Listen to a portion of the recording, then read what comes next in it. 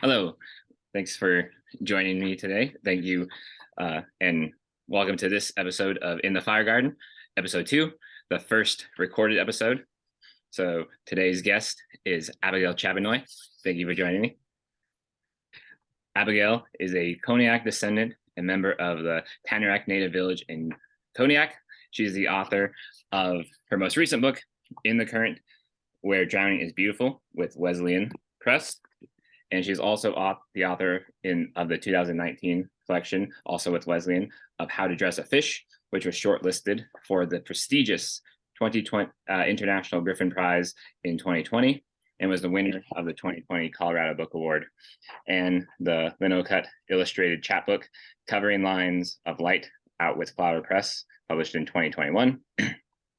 She was a 2021 Peter Taylor Fellow at Kenny Ryer's Workshop and the recipient of the 2020 Whittier Bynner Native Poet Residency at Elsewhere Studios in Panola, Colorado. Her poems have appeared in Hayden's Fair Review, Boston Review, Tin House, Gulf Coast, Lit Hub, and Red Ink, among others, simply to list a few of the major ones, but you can find her tons of places. She currently teaches at the Institute of American Indian Arts and is an assistant professor at UMass Amherst. Abigail holds a BA in anthropology and English from St. Vincent College and an MFA in creative writing from Colorado State University. You can find her at salmonfisherpoet.com. That is salmonfisherpoet.com.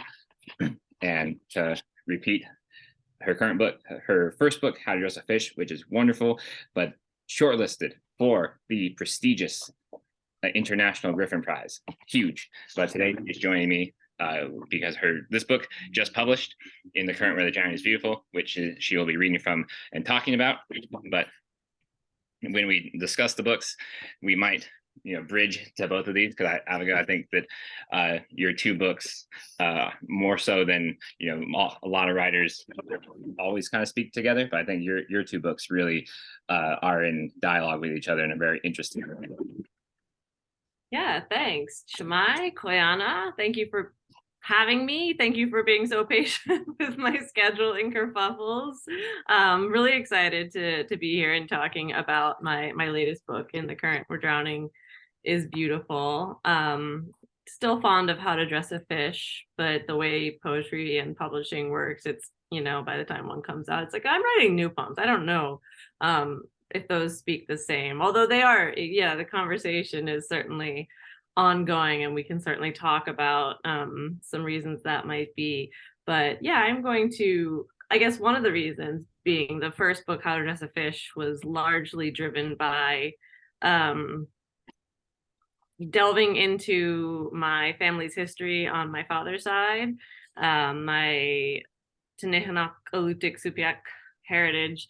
And that story is very dominated by the male figure of my great-grandfather. And so How In the Current Where Drowning is Beautiful is largely a kind of, I suppose, answer to a question that came up of where are the women in that narrative? And they're not in the documents that I have so much as they're in stories that I read, stories that I dream, stories that largely shape my understanding of what it means to be an Alutik Sigpiak person. And so, these books or these poems are more focused in that direction.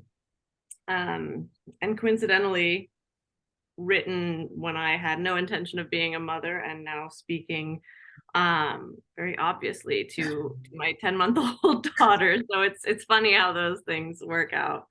I'm going to read largely from this. I might read one from How to Dress a Fish, just to Awesome. kind of bridge the conversation there as well. So I'm going to dive in. I'll just dive in. Signs you are standing at the end. 2/3 of the country is in drought. The waters have all gone walking. Nunachachluni. When white peaks crested the rolling hills behind our house, I knew it was time. We understand since we are children. Waves break waves, travel waves do the wave. Did the wave make it across the room? Did the people who started it move across the room?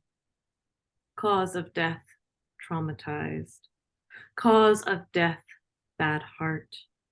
Cause of death, exposure to the cold air, to want of sea ice, to warming air, to a landscape without trees, too many ribs, to the sea, to ghosts, to loss of stable earth, to plant one's feet, one's seed, one's egg, one's teeth. I heard it was an accident in the end, in the breakers.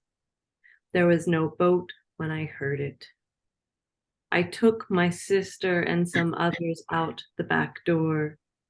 The calm was not, and the neatly kept lawn was not. The sleeper wave was not. Too many teeth I saw too late. The wave would not be dove under. It turned snow, wet and heaving, and we were already running. After a field, I could hear every dead thing. How do we behave in the field? They asked for a story, the ones we'd have to leave behind, swallowed by the hoary mouth. Never ignore what someone tells you in a dream, once the women said. You are trying to remember what someone said who is dead.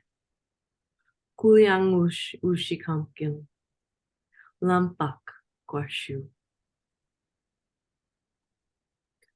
In the field, they asked me if I was a citizen. They wanted to know what I had seen. I had heard this was only a test. Look at the mark and tell them what you see. Akangashkang jumek pilirliku, a woman said to me. They want more, she said. I gave her a tooth from my mouth to cut the skin stretched before her. She dug. With her mouth, she dug enough holes in the earth she divided with her work. She cut the skin even into pieces she divided in the earth. This is for your mouth. This is for your stomach. This is for your hand. This is for your rib. This is for your table. This is for sharing. This is for later. This is for the others. This is for you. For each, she wound a thread around my neck. I see a well, I said. I showed them my hands, clean under the nails and open, swallowed the dirt under my tongue. They let me walk away with the needle in my eye. They don't look you in the eyes, these men, these days. I walked away with a garden in my throat and seeds on my tongue.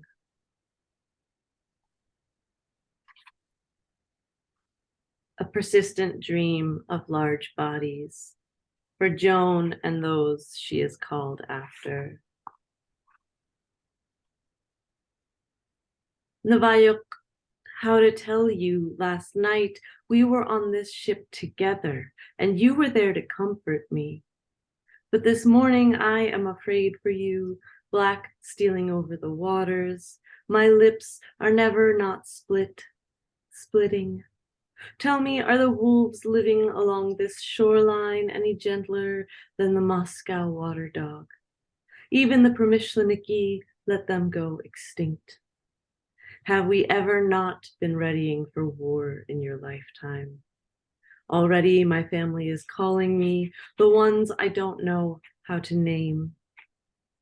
In the stories I learned as a girl, you are otherwise called after one who knows things. You are called after one who knows how to listen. She was given fire and earth.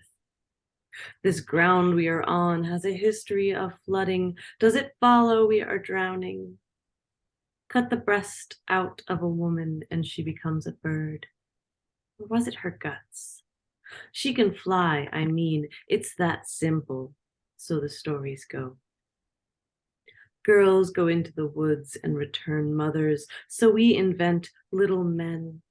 Irresistible magic. Have we ever not been readying for war? At any moment, the ship could sink. Mothers go into the water, become forces to be reckoned. It can all fail tragically. The waters take and give us back our dead. We will have this ship, the water, contents we have found.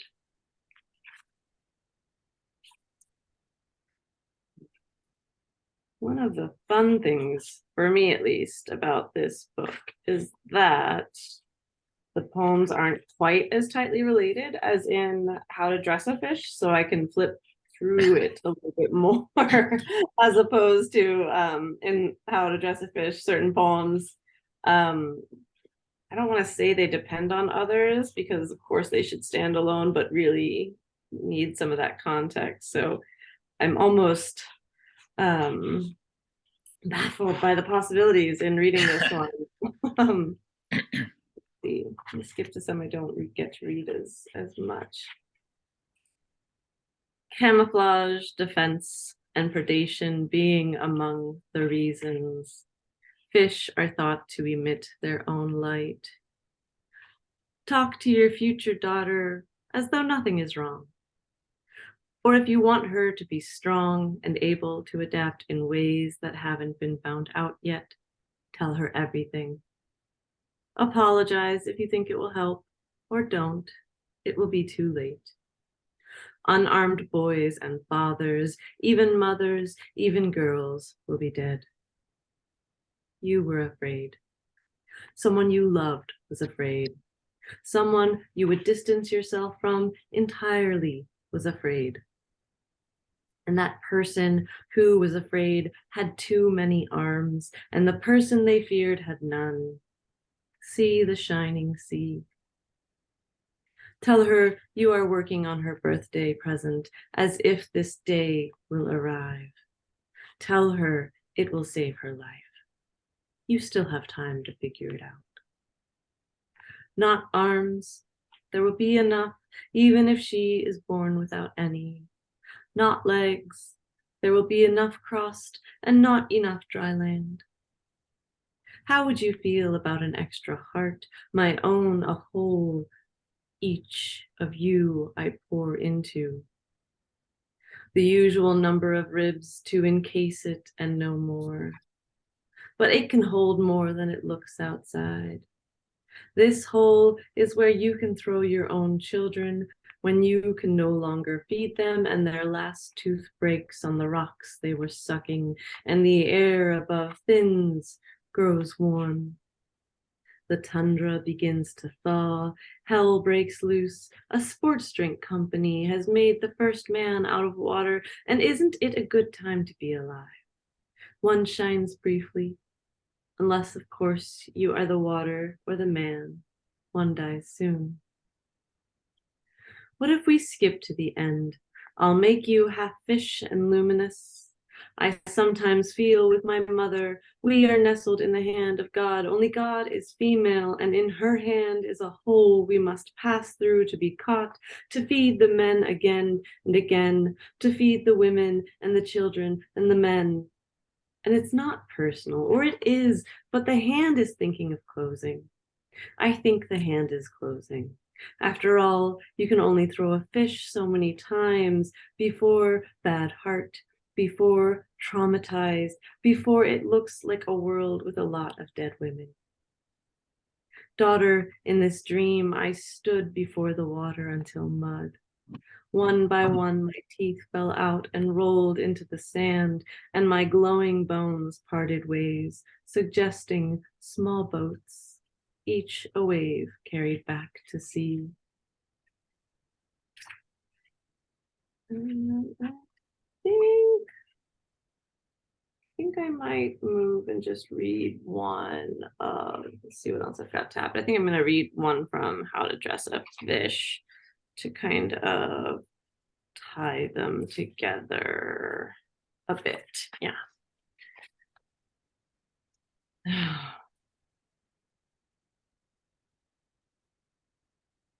one sort of for the women in here.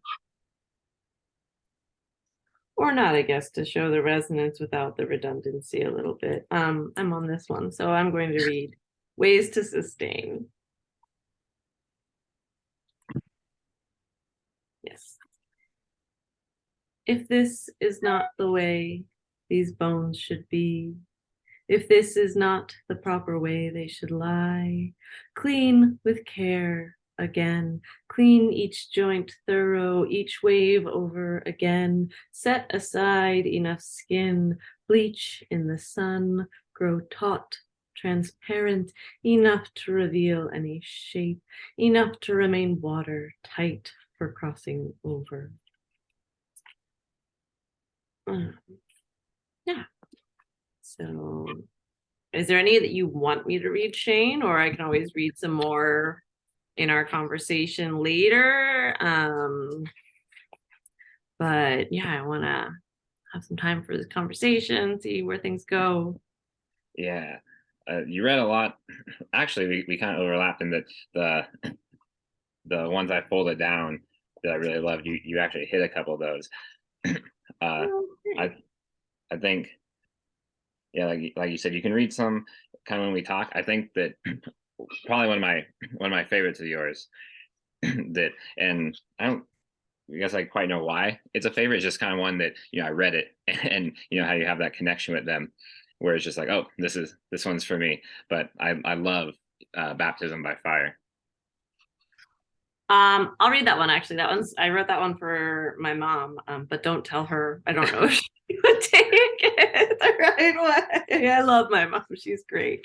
But I will actually, because I was trying to find one that really overlapped a little bit with some of the thematic images in some of your work. And I think there's a little bit. I try not to go into it as much, just personal tensions, but a little bit of that biblical motif, I think, especially the female figures. So yeah, I will. I'll read that one. Baptism by Fire. In a painting in the tent, did they call it shrine? Did they call it temple? In the museum, in the part of Texas, everyone said was all right. Everyone said would be all right. I found a girl with my mother's name who brought fire down from the mountains. It would have been dark without it, don't you think? The sky burdened with gold. But for that woman-sized break of blue she passed through. She carried this fire from the gods, or the heavens, or the mountains in her dress, in the earth on the ground at her feet. That is, out of her hands, it would have cast the setting in shadow. Sometimes you have to rip a hole in the sky. Sometimes you have to tear a seam into the fabric. This is my beloved mother. No one told to put the fire down. This is my beloved mother. No one cast her glow into shadow and shame. This is my beloved mother with fire in her dress. See, she prepares to ignite the fire with her magic. And I should mention, for those of you without the book in front of you, of course, that it was written after the painting Baptism by Fire by John Patrick Cobb, which I saw while visiting Austin, displayed at the Mexic Art Museum there. So credit to that painter. Awesome. That was, I loved hearing that's helped me with it because it's always nice to hear them read by the person because I've been putting like stress in here or stopping there, so it was definitely. Oh, and I'm terrible at reading like along line breaks. I mean they're visually on the page, they're very important to me and very deliberate, but when I read them, it's not usually lining up at all. I know I do that. Some writers drives them nuts. Yeah, visually it's fun. It's a great read because of the line breaks and the arrangement and everything. So it's interesting to hear. So I was really looking forward to hearing you read, to hear kind of how it would sound, because I'm picturing it visually how the words are. Yeah. So it's really cool. Thank you. All right. So me, I didn't introduce myself, so this is really, but I'm ST Brandt. This is my book, Melody in Exile. So I'll be reading some a bit as well, because it just came out last year as well. So part of In the Fire Garden was kind of to launch my book, and then also other people's books who recently came out around the same time. As the project develops, then I'll hopefully be able to talk. Hopefully, as the date progresses, then it won't be so much about which book was published when, but it's been great to be able to talk to other people who have published books. I'm glad that we're reading online, because I get nervous enough reading, but if I had to follow that with people in front of me, I would probably be like, okay, we can all go home now, because I don't have anything to follow that. But since it's so many great themes overlapping, I think this will lead to really great conversation. since it's over Zoom, I don't have to be so intimidated of the audience being like, oh, this guy's up now, good luck. So I'll just feel that internally. And the part of reading, as you know, is that you kind of have like the ones you always go to. So when you read them again, even though it's for different people, yeah, I feel a bit self-conscious, like, oh, I'm reading this one again. The air will be tired of hearing it. But I'll just read a handful, and I'll go with my tried and true ones, because they'll be new to the camera. So I guess I'll just kind of, my note are good to bounce around as well, but I think I'll just kind of go in order. So St. Brandt's Quietism will be the first one I start, which is like the second one. Yeah, the second one in the book. So this one I dedicate to Hart Crane, just because I love him, and I borrowed the first line of the poem from him, so I included it as the epigraph. There are no trophies of the sun, which comes from his praise for an urn. And I kind of committed one of the risk of quoting a poem that's better than yours in your poem. So thank you, Hart Crane, for letting me borrow that. So there are no trophies of the sun when you, sorry, that was a terrible start. There are no trophies of the sun when you let what you love retain your love, while you saunter to the grave, less great, restrained by the love you restrain from retiring to dusk. All things run their course. We cannot keep forever in a jar the things that overfill the jar, or things that in the jar dry out. All things run their course and return beyond us to their source. Now is not the time for turning back or for turning. Now is not the time for moving. That time is never, will not be. Journey into truth, hunt for the king element, the element that to nature gives nature. If what you found is not the bottom of the bottom, the fire that burns fire, water that drowns water, the life that's life to life, you've stopped where you began. No matter the damage, time, and cost you've walked, the truth stops, the way ends. Once you meet the truth of you, you find yourself bitten by the ending spider, the fiction of the soul that we pursue, the continuity of the road we wander, never knowing we tread a consuming fire, the real soul, the self. A lonely fire we come upon in the midst of nothing, in the desert burning the dark around it, a fire unlit by hand but willed to fire. The God in the desert we pursue, we are. The wind blew through the doors, shadows stride across the floors, burning the heat returns me to the shore. My prayers cast me from without the oars.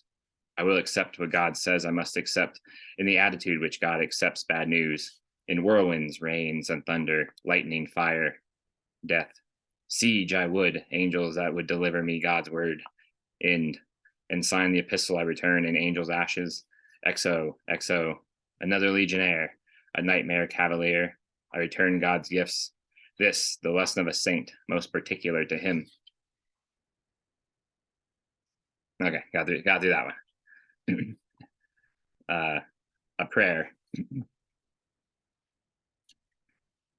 Empty me unto thee, mercy, O beginning, port of terror, port of morning. All my words pour on you, my heart in them, in thoughts, nothing left in me but me. Empty me of all extraneous, empty me of me, resurrection, resurgence, O graft, transplant, flower pot. There is rain inside my bones. Witness the bluing of my bones, purpling my soul. O gardenias of hope that hinge my joints, empty me to thee. O new memory, I am old. Revisit me the days in dusk, hand in hand I tramp with thee in lost lands, lost from you, sad eternity, sad blessing.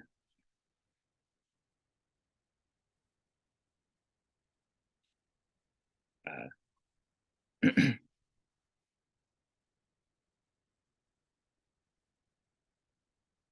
yeah, this one, I'll go backwards.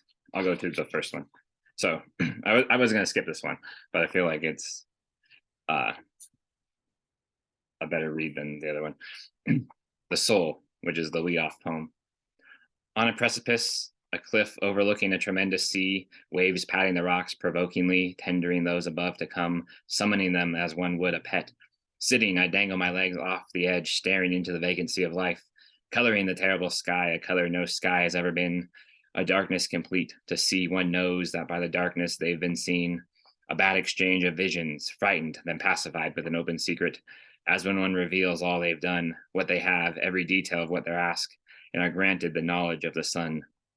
So this intensity of darkness was such that it was too thick to coordinate with color, with shade, with Erebus, until the cosmology of you was charted through.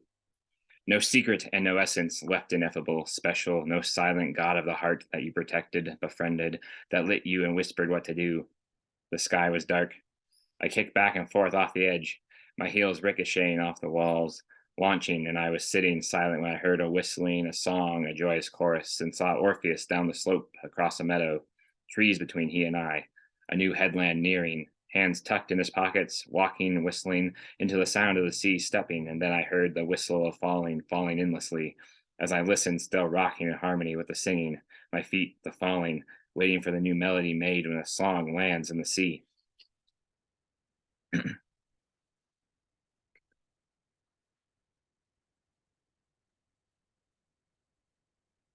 So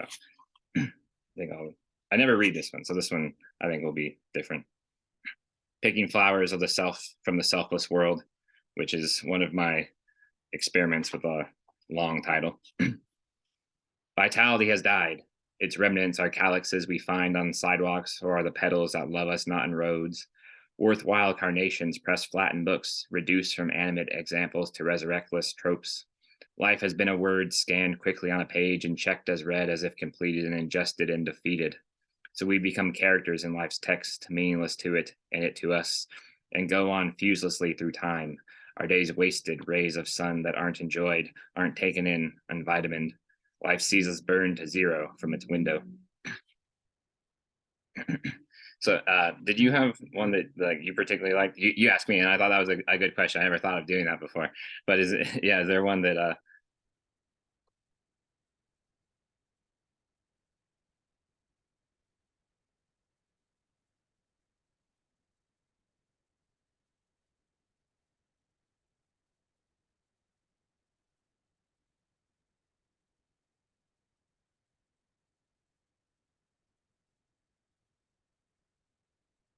I think you're still muted. I am still muted. Yes. I was gonna say it's like, oh yeah, I'm drawn to looking through these. I'm drawn to long poems. Trying not to put you on the spot with those so much, but is it that one? I mean, that one as well. Um, how about I'm gonna pronounce this wrong. Sparagmos Okay. Orpheus. Yeah, I never read that one, so that'll be I figured like the later back in a book you go, you just yeah. I find myself never getting to in a reading, so I like to prompt those. Spragmos, O Orpheus, and the two epigraphs are just made up things. Avoid what you can. I am the end. We'll meet from the Book of Ananke. O foam, pearls of Bacchus, which I'm claiming is a narrated lullaby. So it's in two parts. One, the sea. Throw all dreams into the ocean, all the dreams unborn, the dreams awaiting time, the dreams that died in life and death, dreams as dreams, longings, whims, lust. The ocean is a dream. The water rises by rainfall, a puddle by a tear. So many have wandered the shores of dreams, the beach where dreams lap, leave their magic in the sand where children play, a sandcastle made with a million dreams. Do dreams see, feel? If they knew their dreams were living things on a castle wall or in a room or some illusion on the sand made by the ocean and the moon serving as a light and screen. The waves may satisfy enough, vivify the striving, excite the fiery, those who come to retrieve or see the legendary sea dream. Oh, they depart as sleepless as they come, to come again one day. Shed their bones, and bones will stand the beach where they once cupped their hands to drink. Attend the ocean with a cup, scoop it up, but dreams defy absorption, defy all mortals. 2. Dionysus and Persephone. Persephone and Dionysus on the beach, walking out to sea, a flowering sea, a lovely scene. Dionysus picks a bloom, hands it to Persephone, and the two dance into the deep, surging in the calyxed waves, a bounty overwhelming. Yet to their sense, abundance plugged, they have no horizon at which a limit is set to rise or set. They are ever in the daylight moonlight or of their love, the endless midnight of the gods. Music, music, not the waves, but accompaniment. Wait, Discordia from the beach is singing with the sea, the sounds of little Dionysus being torn by Greeks piece to piece. The dancing stops. Darkness, a new darkness comes down the sea. Persephone on the beach watches Dionysus drown. So thank you for indulging that bit. But now the transition, the not so smooth transition on my part, because I'm calling it out, but into our discussion and questionnaire, which I have some questions planned out because there are a million things to talk about in your two books. So I had to note them down, or else I was going to be kind of overwhelmed with trying to recall them on the spot. So, I mean, you talked about it a little bit with the family records and stuff, and that interest that brought you to How to Dress a Fish, and then following the motivation that kind of followed that up within the current to add the female perspective. So that actually kind of answered a couple of things. So I'll go with this one. What I love about How to Dress a Fish is the kind of diary-like appearance of it, the layout and stuff. It almost kind of reads like you're reading someone's journal, a poet's journal, as they're like discovering stuff in time. So I love that. So in that regard, How to Dress a Fish is visually, aesthetically unlike any collection I can kind of think of off the top of my head.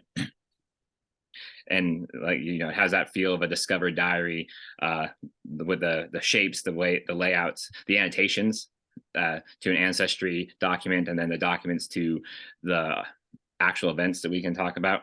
But then in the current, you keep your definitely unique voice, your style, the uniqueness of your formal arrangements, but you add quite a bit of variety in your note usage and everything, your footnotes that almost serve as like anti-footnotes or little poems in themselves, marginal counter poems to the poems that they comment on.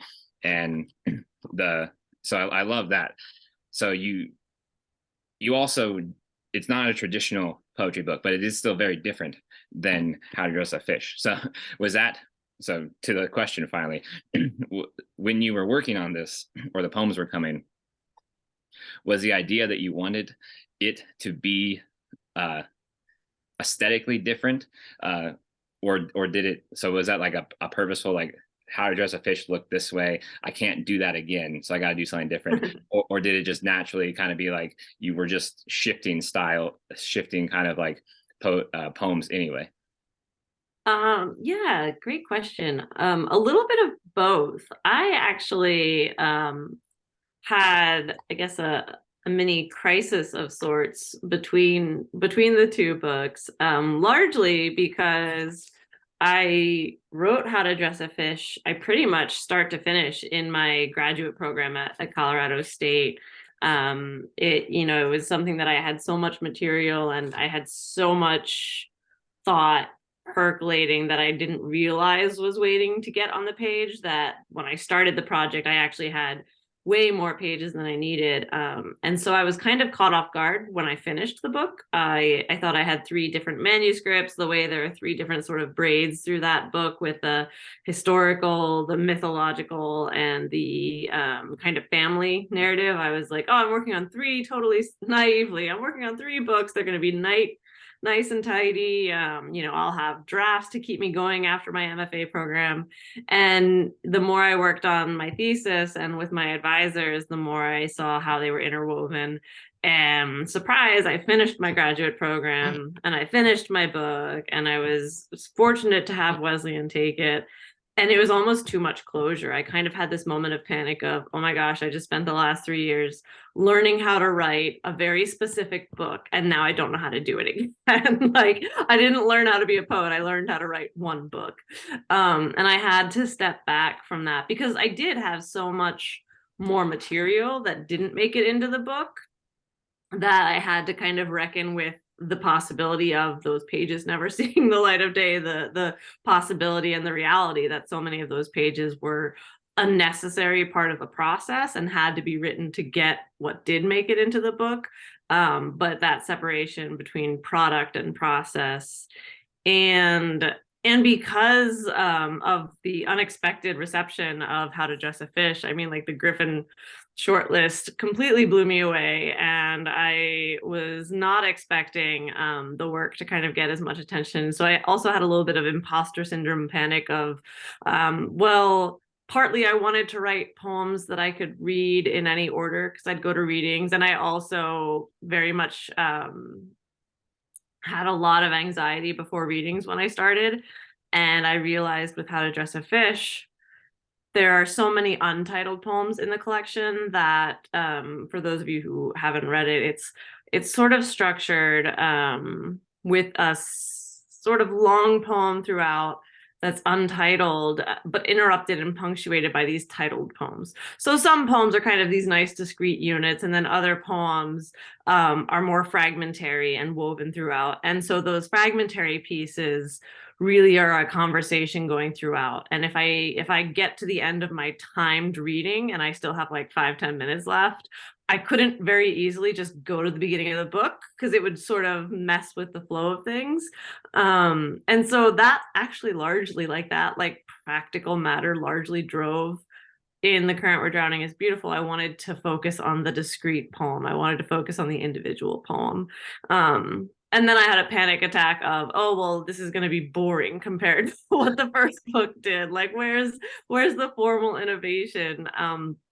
I'm really good at imposing expectations and imposing judgments that are probably not there. And I think that, like, largely is how I operate through life, is just putting these unnecessary demands on myself. And so there was already in this book the question of what to do with translation. So the Supiec language that I use throughout the book in How to Dress a Fish, I was borrowing language verbatim from a website, so you could Google those words and you could find the translation. And within the current, in The Current Where Drowning is Beautiful, I started to learn the language. I'm still working on learning the language, but I was making some of my own phrases that you couldn't necessarily Google. Google Translate does not have an aleutic function yet.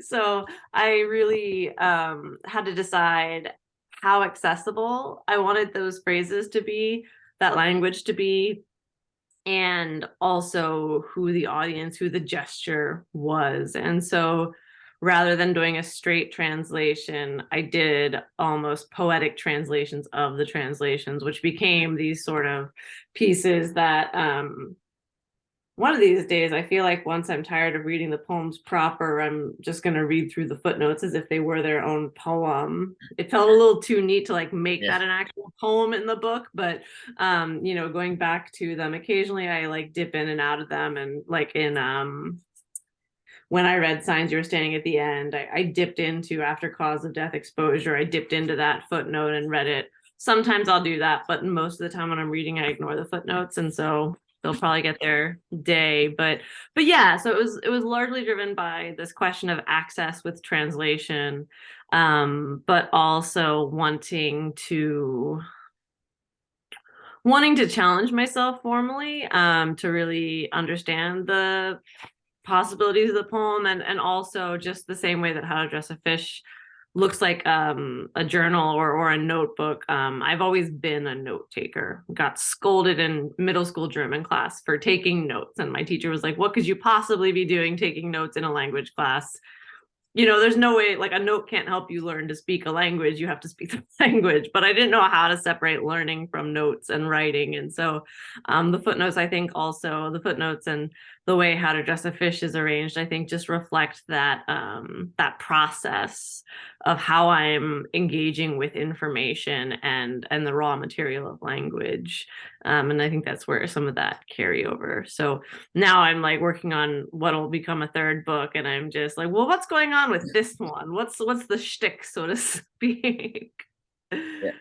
About language. I feel like all poetry books are in some way about language a little bit. At least that's always kind of a It should sub. be a primary concern, I Yeah, it's think. always to a degree a sub, at least a subterranean theme running throughout. But I love yours because there's with all the historical stuff going on, you explore the kind of racial disharmony, and then of course particular native catastrophes that have been acted upon those peoples uh, in How to Dress a Fish, and then also in the current.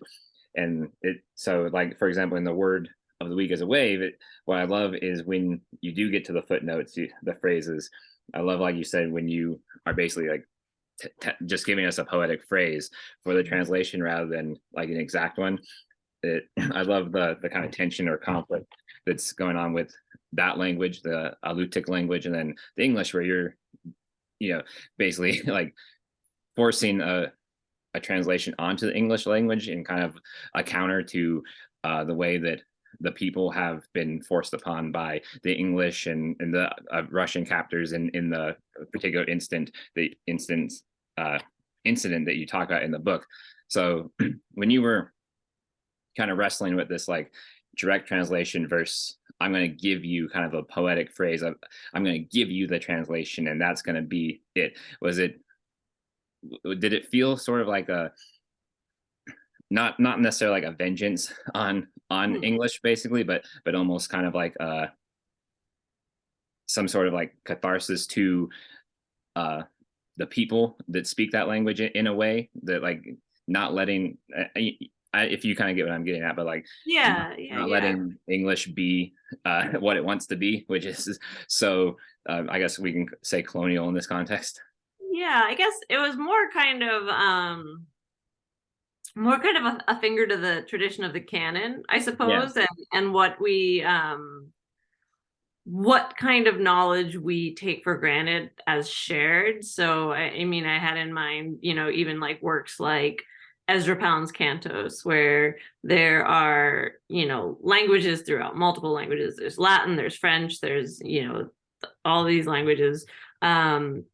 And there aren't footnotes in there. And so the expectation is that readers of a certain education, presumably the readers that would be reading the cantos or have access to the cantos, would have also the privilege of this shared education of the classics, and they would be fluent in English and be able to read Latin and French and all of these other quote unquote civilized languages. And nowadays, at least with like Google Translate, it's easier to look up that language in real time, but there is that kind of politics of access in that work. And so my decision to not provide a literal translation was a little bit of that kind of nod of like, well, speakers of Alutiiq language who happen upon this book will understand this language.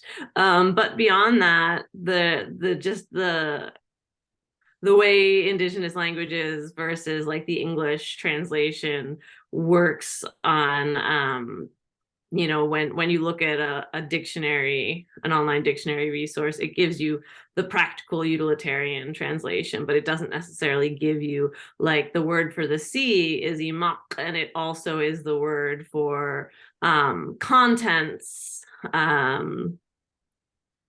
It's the word for more than that. I'm just drawing a blank because it's been so long since I focused on that language. But it means the sea, but it also literally is the sea and its contents, and that works its way into the poems. And so the translation itself is more than just the utilitarian translation that we want for a functional reason. And also, if you do speak the language, it's kind of letdown to have, like, if you do speak the language, to look at the footnote and just see like, oh yeah, that's the translation, like that's what it means. It's kind of like you're just getting the same line repeated, as opposed to the translation, the kind of poetic translation to the translation, keeping that same sort of, like, yes, or the reader who doesn't speak Alutiiq doesn't get the literal translation, but they still get something to put in the poem. If they, if the sound and the feeling and the space isn't enough, they get something they can plug in. But there's also that additional quality of language not being literal for the Alutiiq speaker as well. Yeah, that I love that. And so I want to ask about, so you mentioned How to Dress a Fish. You spent your entire program basically preparing this one book, and then so you're out of your program. Your first book is shortlisted for one of the most prestigious prizes there is. That's huge. So Yeah, no pressure for the follow-up. Yeah, now you have this, and now it's like, okay, but you still got to do another book. So, and then you mentioned that the book itself, that feeling of imposter syndrome, or feeling of like, I don't deserve this, or like, how did this happen, all that. So how did you basically bring yourself to do the second book with it, what seems like this great amazing thing, like, oh, you got shortlisted for this amazing prize, but at the same time, was there kind of like a dread to that, like, oh, what, like, how do you make yourself move forward? Yeah, it wasn't a dread so much of like, it wasn't in terms of, oh, how can I be as successful or as impressive, or anything like that, so much as it was before the book came out, someone would see my name and see a poem and they wouldn't know what they were getting, so like they could take it or leave it, but like they were starting from a neutral position. And I think one of my biggest fears with the second book was, well, what if these poems are entirely different from the first poem, and now people are asking me for poems because they read this book and they think this is what my poems sound like. So if I do something new, if I as a poet decide to evolve or develop or like go in a different direction, what if they're like, oh, well, that's not the quote unquote Chabitnoy poem we thought we'd get, like I don't like this as much. Just And play the greatest hits. yeah, that kind of now there was sort of like, I felt like there was this risk of disappointment because there was an expectation, which, I mean, it's great to have readers, but how to how to figure out what's sort of essential and genuine and sincere to my voice that does unite the pieces, without also just falling back on redundancy and just sort of rewriting. Like, my biggest fear was that I was only ever going to be able to write variations on How to Dress a Fish. Like, the poems I worked with like immediately after felt like they were still very much tied to that book too closely. And on the one hand, I was reading a lot of Craig Santos Perez, who has his series From Unincorporated Territories. It's like 3 or 4 poetry collections that are all titled From Unincorporated Territories. And then there's a subtitle, and they're all written around the subject of the colonization of Guam, and resisting that colonization from a Chamorro perspective. And I was also reading a lot of Alice Notley and her work, especially around the descent of Alette and Alma and the Dead Women. There's a lot of overlay with the voice and the kind of narrative themes throughout. And so I was reading writers who really do create an interconnected body of work, and really wasn't ready to quite let all of the images and motifs go, but yeah, not wanting to be redundant. So I didn't write for a long time, but I journaled, which is not something I normally do, and that was kind of how I kept myself in my habit of getting to the desk and playing with language and playing around with things. And I just read for like an entire year, and not even poetry. I didn't even read poetry for a long time after the program. I read novels and I read nonfiction and I read, histories and things like that to kind of figure out what the next kind of aha moment of inspiration to kind of lead to a theme was. And in the meantime, I was trying to write poems and writing individual poems, but it took longer because I wasn't necessarily in a workshop space. I wasn't necessarily writing to a deadline. I didn't have somebody kind of expecting every week to get a packet of poems. I kind of let that stretch out a little bit longer. And until I got to a point where I felt like I could articulate some of the questions of the book, I could kind of articulate a pitch for it. And I went back and read what I had written over that period of time, and had written more than I had anticipated, and could see the themes and everything. And then I could see from there, I could see what holes there still were that I was interested in exploring, and which ones I was okay leaving, and which ones I wanted to write. But yeah, so I kind of came to terms with the quote unquote percolation stage of like, I'm not writing anything, but I'm thinking about a lot of things and I'm taking a lot of notes. And I still write that way, like scraps of paper. I don't know if I have any at hand, like little scraps of paper. This is my magic. I write down lines and notes. That because I work with language, and I'll get a phrase in my head in response to something, but I'll just have that phrase. I won't have like a whole poem. And sometimes I have time to sit with it, and sometimes I don't. And sometimes it feels forced. And so I keep collecting these scraps of language, and I'll kind of play puzzle poetics, and I'll kind of see what's fitting, what's speaking together. And then, it's almost like taking a fragment of a Sappho poem, right? And writing your own poem in between the lines, kind of like doing that, but like I'm providing the fragments as well. Yeah. And just, yeah, learn to lean into that space of not necessarily knowing, and kind of balancing just writing and not thinking about it, and then going back and thinking about it, and reading and not think about it, and going and thinking about it. And yeah, giving myself time to not write and trusting that time. And then yeah, when I did start writing again, starting to send things out, and I had a circle of friends to read the work and kind of help me see some of the bigger questions and things as well. So that's always helpful, having that circle, having that community.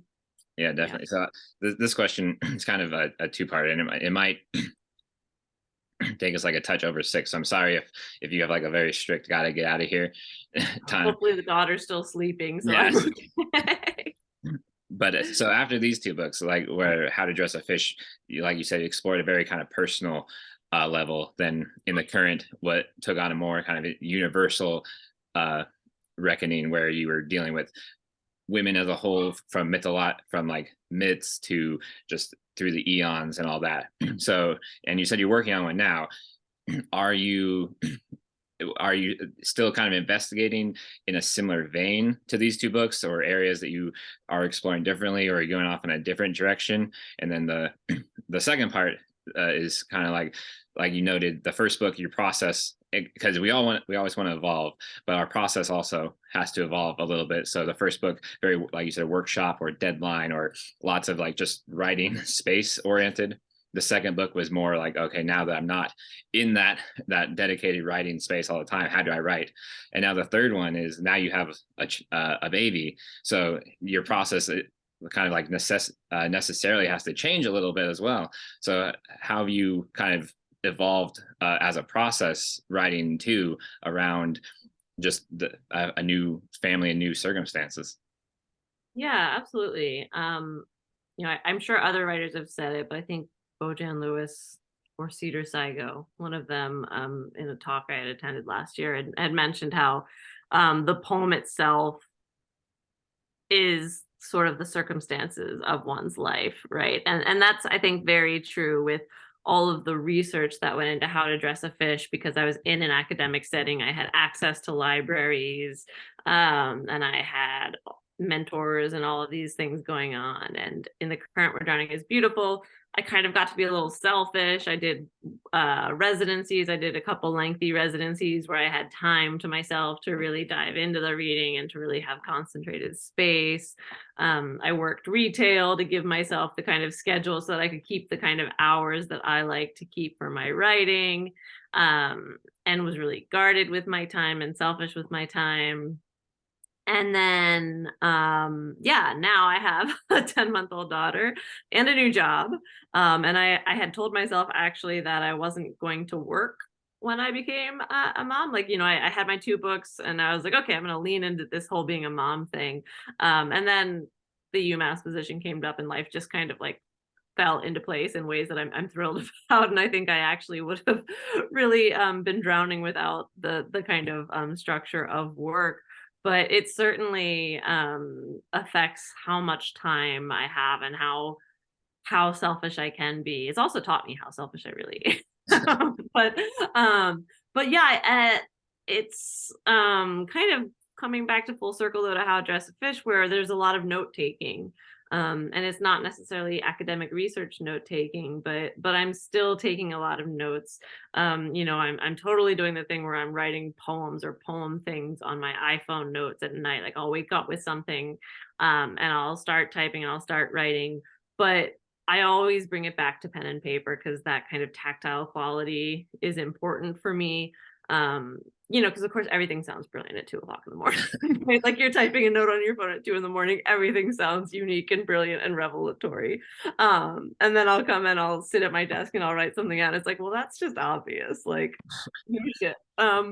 So I let myself work in fragments. And I kind of, I don't know if it's something about like not having the questions articulated right away in the second book, but I got better at recognizing questions that were sort of similar across the works, and just leaning in and accepting my obsessions, accepting the fact that some poets really are more or less writing the same book across their entire career, because we're writing a book, at least some of us, at least for me, I'm writing because I have these questions. I have I'm wondering where I'm fitting. I'm wondering about X, Y, and Z. Like I have these questions that I'm writing to.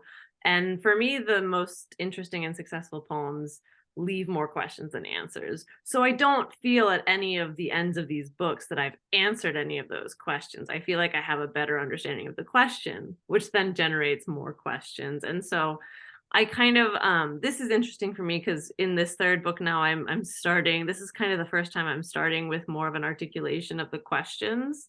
And I have a lot of fragments, but I don't have so many like finished poems, and luckily enough projects kind of keep coming up. Like someone's like, hey, we're doing this thing, we're doing this folio, we need some poems. So it forces me to make some time, to carve some time to do that kind of editing work, and keeping a balance. But yeah, I'm also just giving myself that time to be present.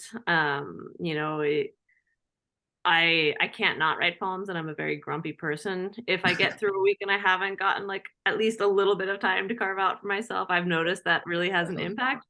But I also really want to be present for my daughter. I made that decision, and I also want to make sure that I'm not missing that. So it's kind of recognizing my priorities, recognizing how she's feeding into the poems themselves.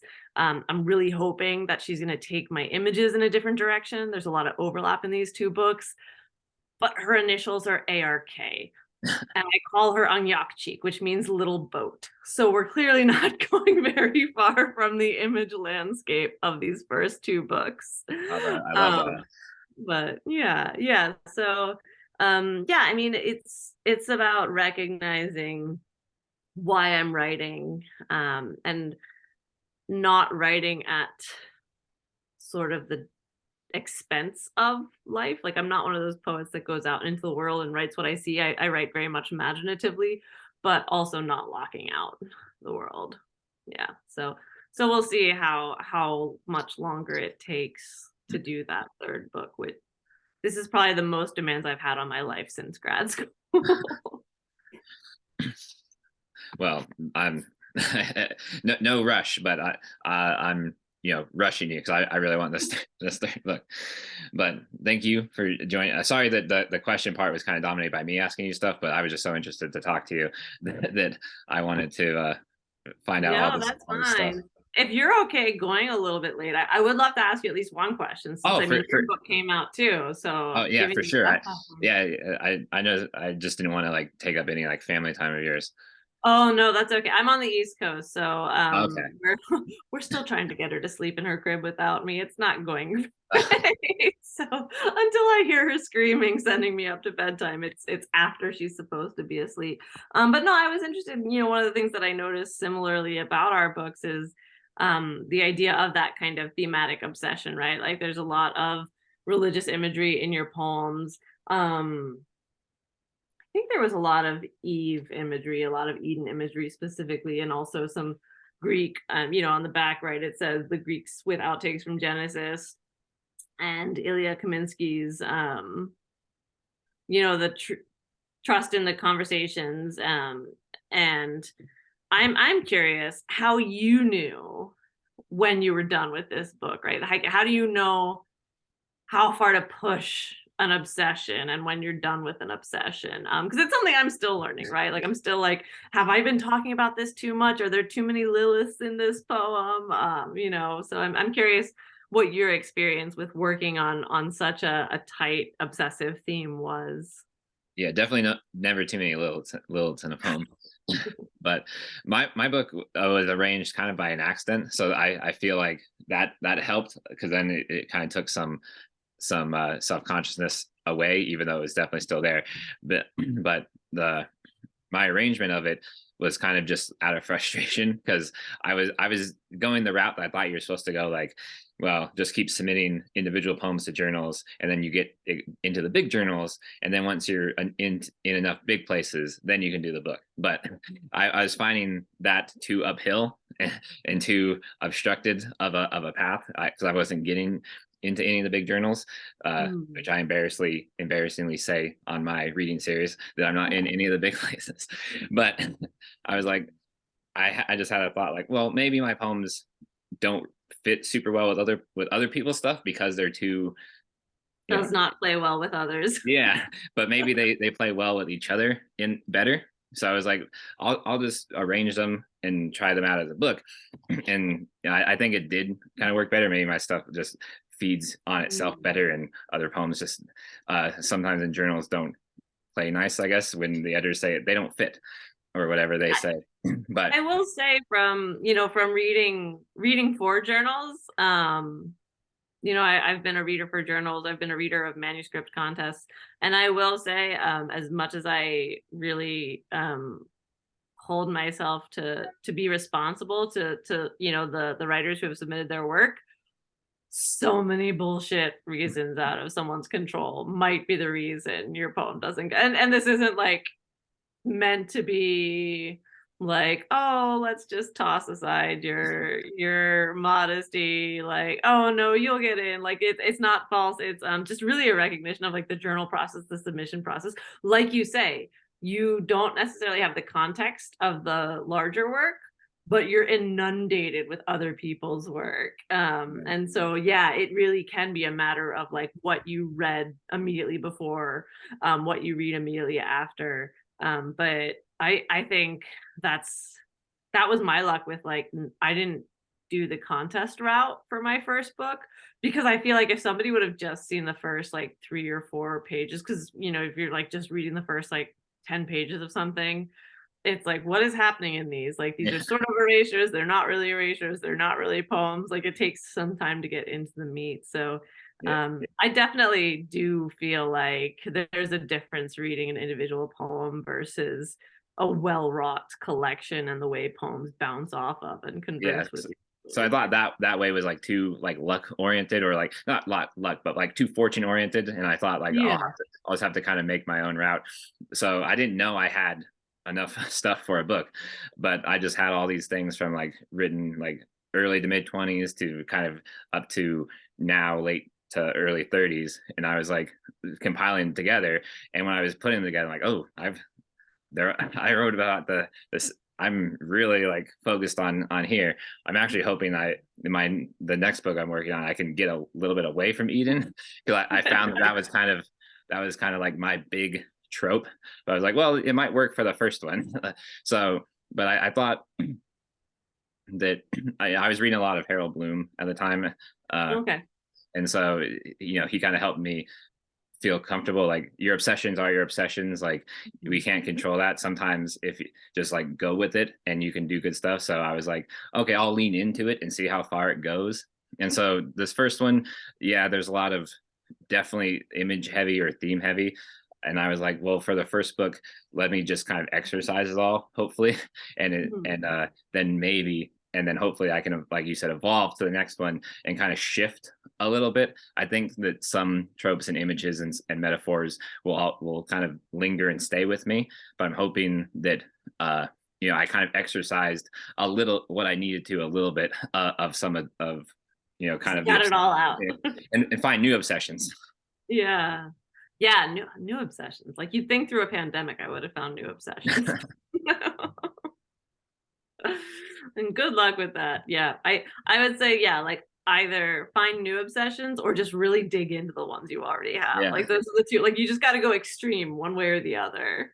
yeah, or yeah, dig into them, but now dig in a different direction. Like, I went down this way, maybe I'll go that way. Yeah, yeah, absolutely. Yeah.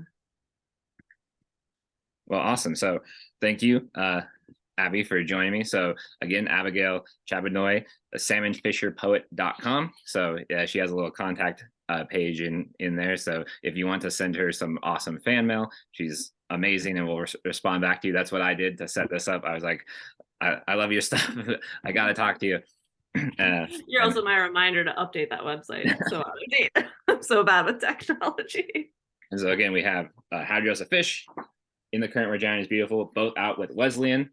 You can find her books basically everywhere, Amazon, through Wesleyan themselves, through any bookstore that you can order stuff with. So definitely go check out both of these. This is the brand new one, but you'll definitely want to read this one as well. I recommend these books to like everybody who asks me recommendation. So I'm now recommending it to you all who read this. So thanks so much, Abby, for joining me. Thanks so much for inviting me. It was a pleasure. Awesome. And we all, speaking for everybody now, we'll all be eagerly awaiting book number 3. But yeah, congrats on the family as well, the 10-month-old, and I hope everyone's good, and I hope you stay healthy for the rest of this. And yeah. Thanks so much. And I'm looking for that second book. So see what that new obsession turns out to Yeah, be. hopefully. So I'll talk to you, some other time, but have a great night, and thank you. Thanks, you too.